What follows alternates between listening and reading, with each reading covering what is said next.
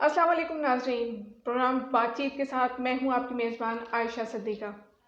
नाज़रीन, पिछले शो में हमने बात की दुल्ला भट्टी की तारीख़ पर, जिसे लोगों ने बहुत पसंद किया और हमें ये कहा गया कि इस तरह के तारीख़ी जो मालूमाती प्रोग्राम हैं हम उनको कंटिन्यू करें।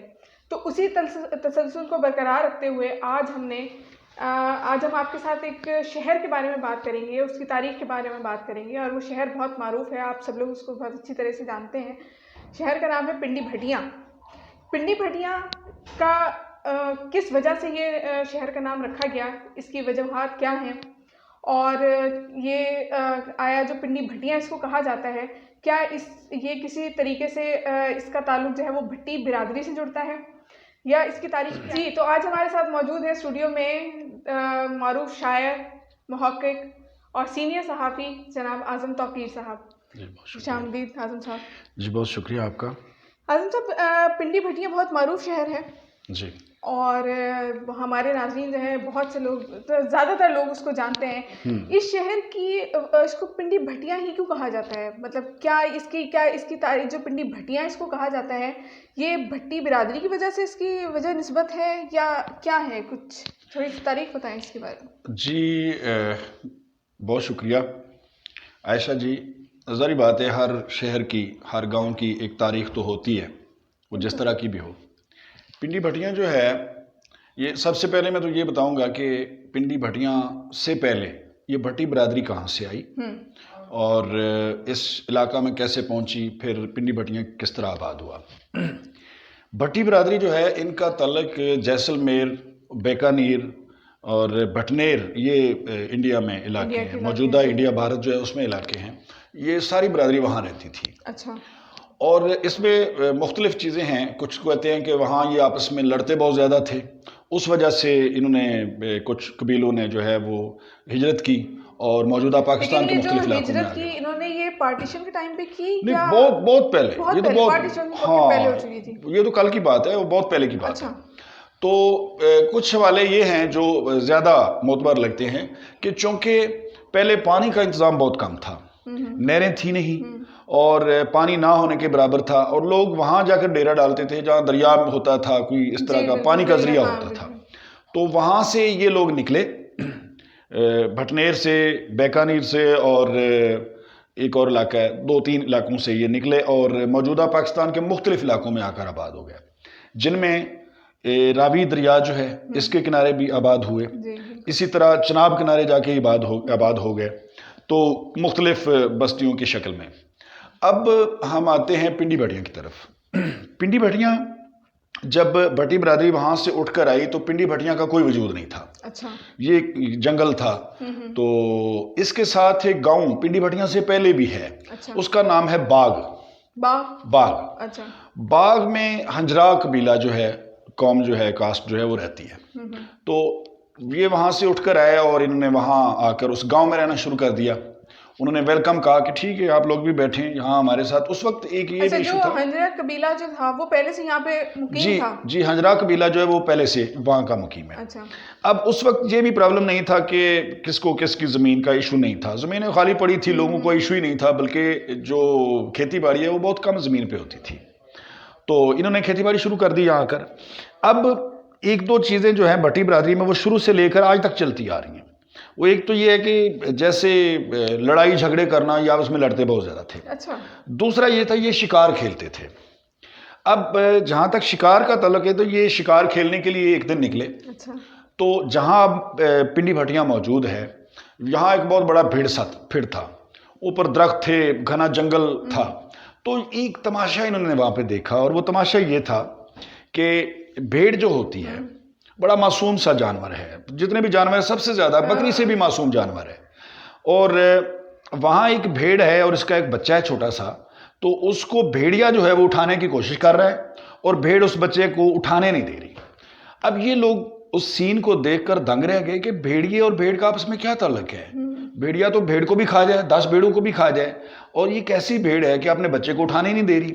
भेड़िया वो सारी कोशिशें कर चुका है लेकिन उसने बच्चा नहीं उठाने दिया।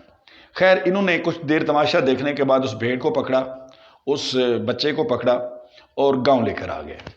रात बैठे, जैसे चौपालों में लोग बैठते थे, आपस में गपशप करते थे।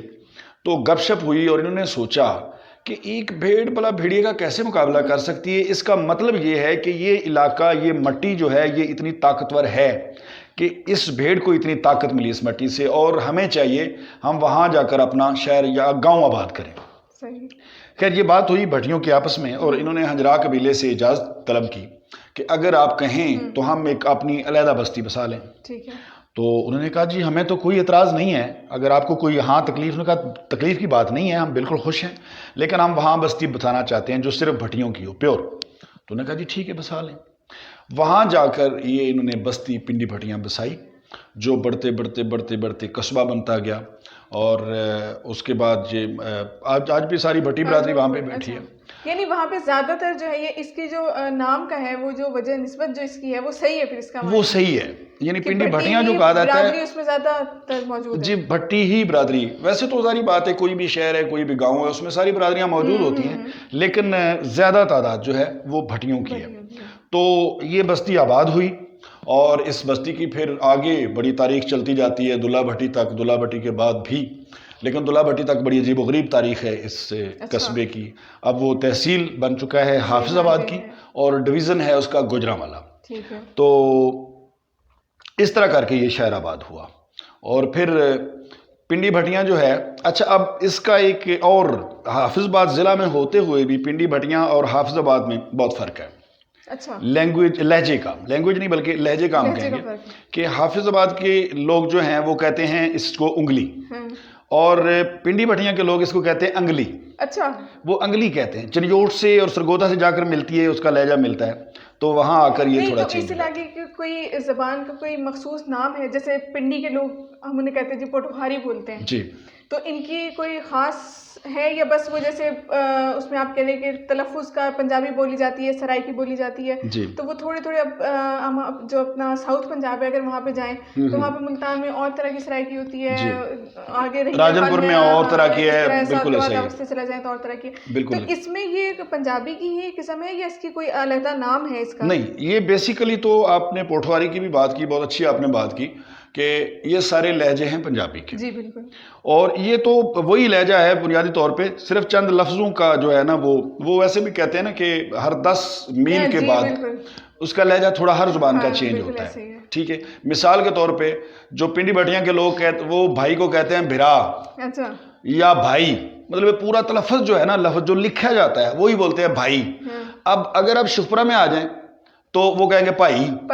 ठीक है, अगर आप लाहौर में आ जाएं ये भी कहेंगे भाई, गुजरांवाला वाले भी भाई कहते हैं, लेकिन वहाँ के वो पूरा। अच्छा, मुझे इस बात पे हैरत भी होती है, और मैं कहता हूँ बड़े फ़ख्र से कि वहाँ का जो मकामी लहजा है वही लिखा जाता है। अच्छा जी बिल्कुल। अब जितनी भी पंजाबी लिखी जा रही है ना, वो उस लहजे की है। अच्छा। आप उसको जो मर्जी जैसे मर्जी बोलते रहे, जब लिखेंगे तो उसी लहजे को आप लिखेंगे। अच्छा।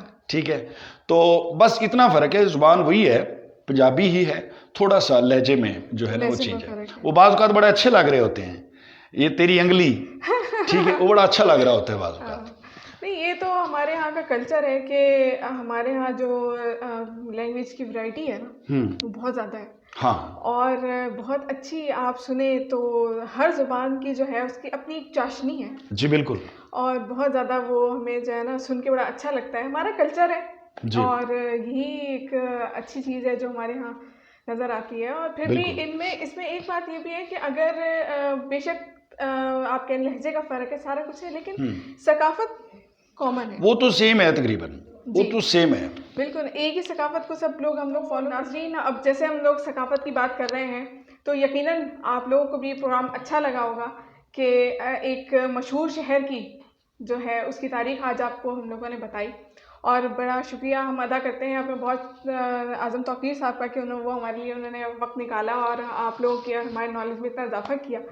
तो आप अब इस प्रोग्राम आपको कैसा लगा, इसके ऊपर अपनी राय का इज़हार ज़रूर कीजिएगा। फिलवक्त हमें इजाज़त दीजिए। हाँ, लेकिन ये हमारा चैनल जो है डेली टॉक 2, इसको सब्सक्राइब करना मत भूलिएगा, ताकि जो आने वाली वीडियोज़ हैं उनसे आप बर वक्त बाखबर रह सकें।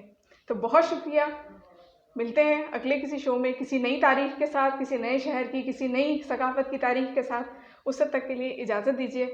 अल्लाह हाफ़िज़।